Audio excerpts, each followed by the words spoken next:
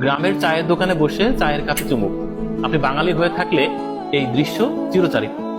ঘটনা মূলত এটা না, ঘটনা হচ্ছে এই চায়ের দোকানটা।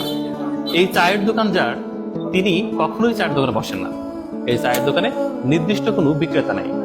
যখন যে সুযোগ পান এখানে এসে এই বিক্রেতার আসলে বসে পড়েন। আমি অনেকবার দেখেছি ইজি বাইক চালাচ্ছেন, আবার এই দোকানে বসছেন। কেউ তরকারি ব্যবসা করছেন, এই দোকানে বসছেন এবং দোকান চালাচ্ছেন। মূল দোকানদারের হদিস পেলাম না। তার কাছে শুনবো এই ঘটনার আসলে কারণ কি। আমি মানুষকে খুব বিশ্বাস করি যে যখন সুযোগ পায় সে তখন এসে চালায়। আমার চালাতে হয় না খুব বেশ একটা। আমি পুঁজি ফাটা রায় দিয়েছি, এইভাবেই চলছে।